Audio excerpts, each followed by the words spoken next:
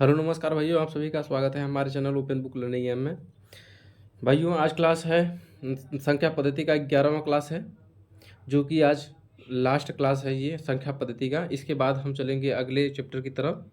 ठीक है, तो आज जो भी क्वेश्चन है वो आज करा दे रहे हैं, बाकी कल से हम पढ़ेंगे नए चैप्टर के साथ। ठीक है, तो जो भी क्वेश्चन है चलते हैं देख लेते हैं। ठीक है, तो ये है पहला क्वेश्चन। इसमें क्या कह रहा है कि इसमें देखिए कह रहा है, एक सेकेंड थोड़ा सा पेन ले ले, कि चार प्राकृतिक संख्याएं इस प्रकार हैं कि उन्हें तीन तीन करके जोड़ने पर योगफल क्रमशः 180, 197, 208 तथा 222 प्राप्त होता है।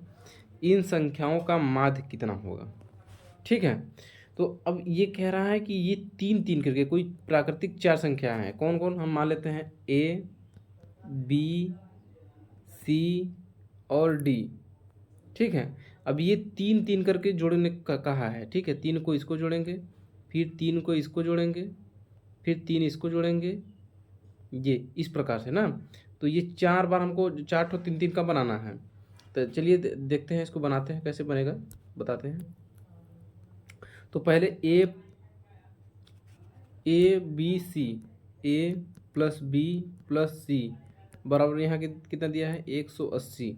ठीक है, फिर B plus C plus D बराबर कितना दिया है? 197।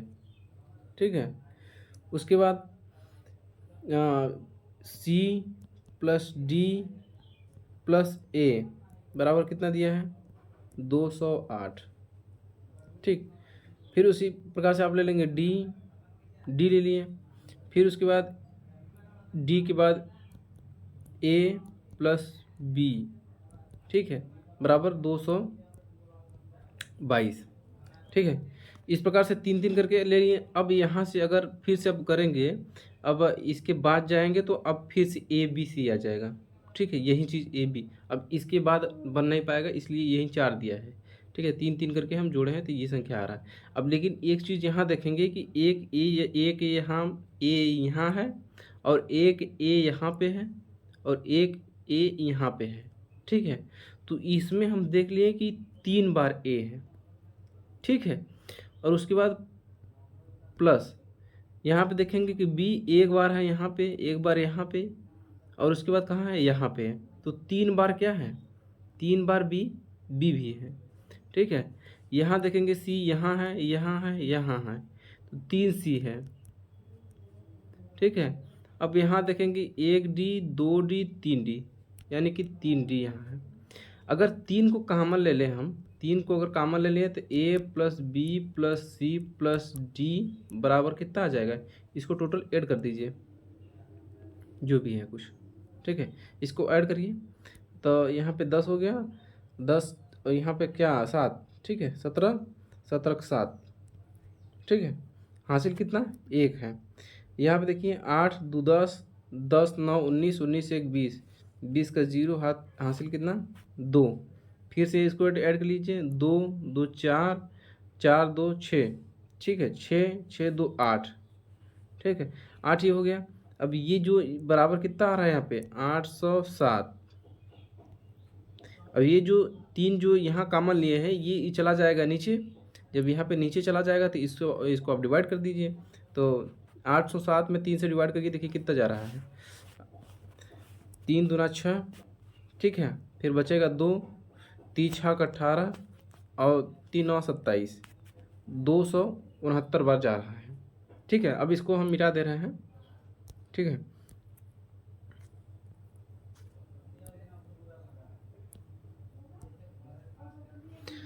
अब यहाँ पे A B C, A plus B plus C बराबर कितना आ गया है?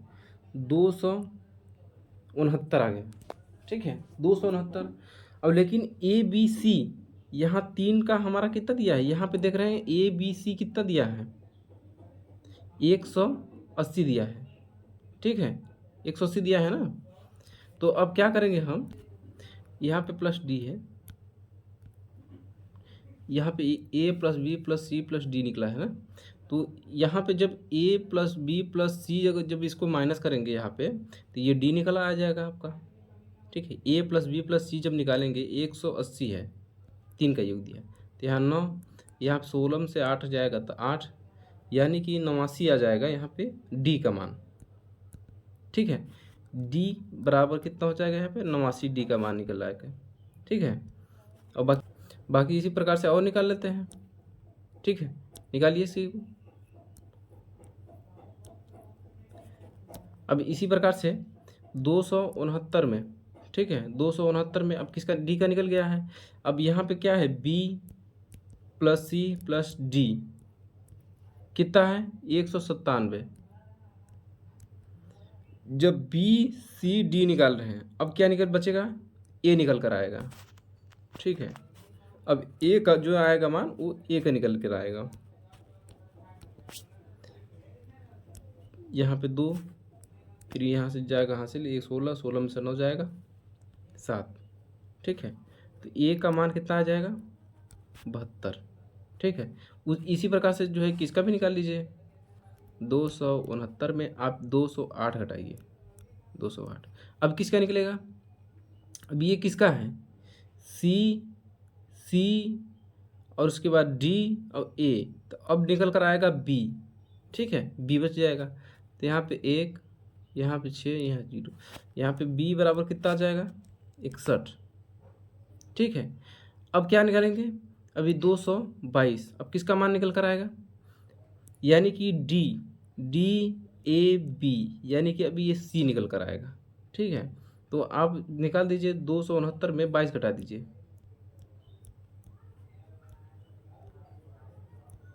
तो ये 22 से इधर ख़त्म हो जाएगा, ये बचेगा कितना 7 यहाँ बचेगा और यहाँ पे आपका 4। ठीक है, तो यहाँ पे क्या देख रहे हैं हम, सी का 47 मान आ रहा है। ठीक है, सी का 47, यानी कि यहाँ पे डी का 89 है और ए का कितना दिया है 72 और बी का 61 आ गया और यहाँ पे सी का कितना आ गया 47। ठीक है, अब इसको क्या करेंगे हम टोटल ऐड कर लेंगे। अब निकालना है हमको क्या, माध्य निकालना है। ठीक है, तो इसको पहले ऐड कर दीजिए, 89 प्लस 72 प्लस 61 प्लस 47। ठीक है, यहाँ 7 1 8, 8 2 10, 10 9 19 का 9 हासिल 1। ठीक है, 6 4 10, 10 7 17, 17 8 25, 1 26। ठीक है, टोटल ये आ गया। अब माध्य निकालना है, तो माध्य यानी कि जैसे औसत निकालते हैं हम तो वो बीच का ही औसत होता है। ठीक है, उसी प्रकार से माध्य होता है, बीच का ही माध्य होता है। तो माध्य निकालने के लिए संख्या का योग बटे संख्या कर देते हैं। तो 4 है, यहाँ से 4 से भाग दीजिए। ठीक है, 4 छौक 24 बार जा रहा है यहाँ पे 6, 4 छौक 24, बचेगा कितना 2 बचेगा, तो 2 आ जाएगा यहाँ पे, यानी कि 4 सत्ते 28, बचेगा कितना 1 बटे 4। ये आपका उत्तर हो जाएगा, कौन सा, ऑप्शन नंबर डी में है। ठीक है, इस प्रकार से ये आपका आंसर हो जाएगा। नेक्स्ट क्वेश्चन पे चलते हैं, ये रहा अगला क्वेश्चन। ठीक है, इसमें क्या कर रहा है, 3 अंकों वाली एक संख्या ये है 483 को 3 अंकों वाली दूसरी संख्या 984 जोड़ने पर 4 अंकों वाली संख्या ये प्राप्त होती है। ठीक है, जो 11 से विभाज्य है, तब यहाँ 3a प्लस 4b बराबर क्या होगा है। तो अब देख लेते हैं 3 अंकों वाली संख्या कौन है 4a3। ठीक है, 3 अंकों वाली दूसरी संख्या कौन है 984। ये सबको ऐड करने पे क्या प्राप्त हो रहा है, ये 13b7 प्राप्त होता है। ठीक है, जो कि 11 से विभाज्य है, तब 3a प्लस 4b बराबर क्या होगा, ये चीज़ आपका पूछ रहा है। ठीक है, तो अब यहाँ क्या करेंगे हम कि देखेंगे कि पहले हम इसमें देखेंगे कि कह रहा है कि 11 से विभाजित है, कि 11 का विभाज्यता का नियम क्या कहता है। ठीक है, विषम संख्याओं का योग सम संख्याओं का योग। ठीक है, ये विषम संख्या यहाँ है। ठीक है, ये विषम संख्याओं का योग और ये सम संख्याओं का योग। ठीक है, ये सम विषम संख्याओं का योग सम संख्याओं का योग का अंतर 0 या 11 हो, ठीक है, तो वहाँ पे क्या होता है, वह संख्या 11 से विभाज्य होती है, ठीक है। तो यहाँ पे हम देखेंगे कि यहाँ 7 3 10 हो रहा है, ठीक है। तो यहाँ पे भी यानी कि यहाँ पे अगर 9 बी की जगह पे अगर हम 9 रख देंगे तो यहाँ पे 1 जुड़ जाएगा तो ये 10 हो जाएगा, जो कि इसका अंतर कितना आ जाएगा 0, जो कि हमारा 11 से क्या हो जाएगा, विभाज्य हो जाएगा। तो अब यहाँ पे हम देखेंगे कि 4 3 7 जुड़ जा रहा है, ठीक है। तो यहाँ पे तो मेरा 7 आ ही जा रहा है, ठीक है, यहाँ पे तो मेरा 7 आ जा रहा है। अब बात यह है कि बी की जगह पे हमको 9 लाना है, तो यानी कि एक जगह पे एक एक रखेंगे, ठीक है, एक जगह पे एक रखेंगे तभी तो ये 9 होगा, यहाँ 9 उतर जाएगा और 9 4 13, ठीक है। इस तरीके से आपका क्या हो जाएगा, ये विषम संख्याओं का योग देखेंगे 10 हो जाएगा, और यहाँ देखेंगे कि आपका सम संख्याओं का योग 10 हो गया, इसका अंतर 0 हो गया, जो कि 11 से विभाज्य है, ठीक है। तो अब हमें पता हो गया कि ए का मान क्या है, अब हमें पता हो गया कि ए का मान क्या है, ए का मान हमारा निकल आया यहाँ पे 1, और बी का मान यहाँ पे हमारा क्या निकल कर आया, बी का मान आया हमारा निकल के 9, ठीक है। अब इसी को क्या कर रहे हैं, जो ये दिया गया है बस यहीं पे मान रख देते हैं, बस आपका उत्तर हो जाएगा, ठीक है। देखिए 3 ए का मान क्या है 1 है, प्लस 4 बी का मान क्या है 9 बराबर क्या होगा, ठीक है। तो 3 1 कम 3 प्लस 9 चौके 36, और दोनों को ऐड कर देंगे तो आ जाएगा क्या 39, यानी कि 39 39 ऑप्शन नंबर डी में ये आपका उत्तर हो जाएगा, ठीक है। अब जब बढ़ते हैं अगले क्वेश्चन पे, ये रहा अगला क्वेश्चन, ठीक है। इसमें क्या कह रहा है कि दो ऐसी संख्याएं हैं कि पहली संख्या को 2 बार दूसरी संख्या को 3 बार जोड़ा जाए तो 100 प्राप्त होता है, ठीक है। यहाँ कह रही पहली संख्या हम मान लीजिए हैं 1, ए को 2 बार प्लस दूसरी संख्या को, पहली संख्या को 2 बार और दूसरी संख्या को 3 बार जोड़ा जाता है, 3 यानी कि प्लस बी, इस प्रकार से इसको ऐड करेंगे तो देखेंगे कि 2a प्लस 3b बराबर कितना आ रहा है 100 कह रहा पूरा, ठीक है। इसी प्रकार पहली संख्या को 3 बार यानी कि 3a, ठीक है, और दूसरी संख्या को 2 बार प्लस 2 बार, ठीक है, 2 बार जोड़ने पर 120 प्राप्त होता है। अब यहाँ पे क्या प्राप्त हो रहा है 120 प्राप्त हो रहा है। तो इसमें बड़ी संख्या कौन सी है, अब बड़ी संख्या ए बी में हमको बताना है कि इसमें बड़ी संख्या कौन है, ठीक है। तो चलिए इसको बताते हैं कैसे होगा। तो पहले एक चीज़ को सेम करके एक चीज़ निकाल लेते हैं, ठीक है। तो अगर हम ए को निकालते हैं, ठीक है, ए को निकालते हैं तो बी को हमको समान करना पड़ेगा। तो यानी कि यहाँ पे हम मल्टीप्लाई कर दीजिए 2 से, पहले में इसमें 2 से मल्टीप्लाई करिए, इसमें 3 से मल्टीप्लाई करिए, तो यहाँ पे हो जाएगा क्या 4a और 9a, ठीक है। यहाँ प्लस ऊपर क्या हो जाएगा 6b, ठीक है, और उसके बाद बराबर 200, और यहाँ पे 3 त्रिका 9 प्लस ये हो गया 3 दूना 6b बराबर कितना हो जाएगा 12 3 36 360। अब ये तो देखेंगे कट जाएगा, और इसका अंतर देखेंगे कितना आ रहा है, इसका अंतर आप देख लीजिए 9 में से 4 घटाएंगे तो 5 आएगा, 5 है बराबर, इसको आप क्या करेंगे, इसको आप और इसका भी अंतर कर लीजिए आप, यहाँ पे 160 आ रहा है। अब इसको काट दीजिए 5 3 15 और 5 दूनी 10, यानी कि ए का मान कितना निकल कर आ गया आपका 32, ठीक है, ए का मान निकल कर आ गया 32। बी का निकालते हैं तब बी को जो है ए को समान करना पड़ेगा, तो ए को हम समान कर लेते हैं, ठीक है। अब इसमें हम क्या करेंगे, अब हमको बी का निकालना है, तो इसमें 3 से मल्टीप्लाई करेंगे, इसमें से 2 से, ठीक है। तो यहाँ पे देखेंगे 3 दूना 6 प्लस 3 त्रिका 9b बराबर कितना 300, ठीक है। और इसको देखेंगे 3 दूना 6 6a प्लस 2 दूना 4 बी बराबर 2 से 12 दूना 24, ये 24। ठीक है, अब देखेंगे ये 6 ए से 6 से ख़त्म हो जाएगा।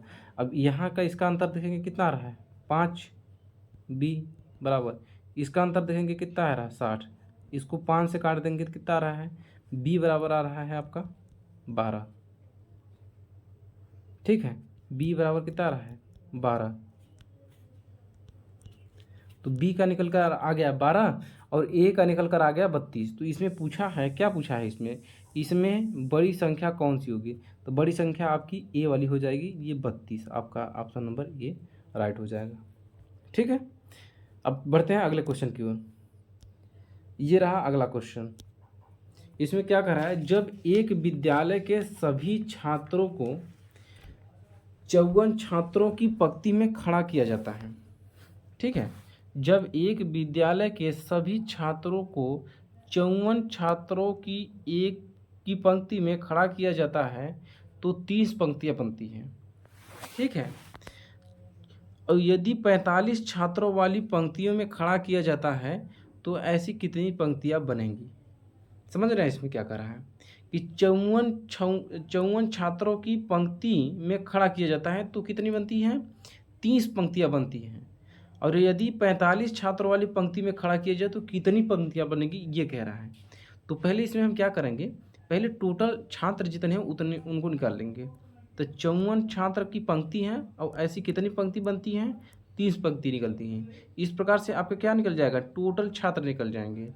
ठीक है, अब कितनी पंक्ति में अब खड़ा करना है हमें, उसे क्या कर दीजिए आप डिवाइड कर दीजिए।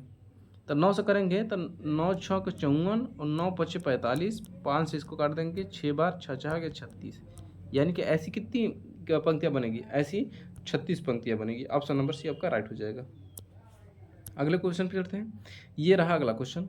इसमें क्या कह रहा है कि ये 59753 में 7 के स्थानीय मान व जाति मान में कितना अंतर है। ठीक है, तो 7 का स्थानीय मान और जाति मान में अंतर हमको बताना है। ठीक है, तो जाति मान क्या होता है, जो संख्या है वही संख्या रहेगा। ठीक है, और स्थानीय मान क्या होगा कि जो है उसके आगे जीरो, जितनी संख्या है उतने जीरो लगा दीजिए। तो ये 7 है, 7 के आगे 3 संख्या है तो 3 तो जीरो लगा देंगे, और इसको क्या करेंगे अंतर बताना है तो इसको माइनस कर देंगे। तो यहाँ पे जब 10 में से 7 घटाएंगे तो कितना आएगा 3, बाकी आगे 9 9 और यहाँ पे बचेगा 6, यानी कि 6 9 1 6 9, यहाँ भी 9 है ना, यहाँ 3, यहाँ 9, यहाँ 9, यहाँ 6, 6 9 9 3, 6 9 9 3, ये ऑप्शन नंबर सी आपका राइट हो जाएगा। अगले क्वेश्चन पर बढ़ते, ये सिंपल क्वेश्चन था, ये आप लगा लेंगे मुझे विश्वास है। ठीक है, अब ये रहा अगला क्वेश्चन। अब इस क्वेश्चन को कैसे करना है हम बता रहे हैं आपको। ठीक है, इसको थोड़ा सा बढ़िया क्वेश्चन है, इसको थोड़ा सा ध्यान से समझेंगे ना तो अच्छे समझ में आ जाएगा। ठीक है, इसको बताने से पहले हम एक आपको नियम बता दे रहे हैं कि जैसे कि ये 17 है। ठीक है, 17 के पावर कितना है, यहाँ पे 200, 17 के पावर 200 है। तो पहले एक तो नियम आप जान लीजिए, नियम। ठीक है, इसका नियम में क्या है, यदि संख्या x के पावर n, ठीक है, कोई भी संख्या है x के पावर n, जहाँ n एक सम संख्या है, n एक सम संख्या है,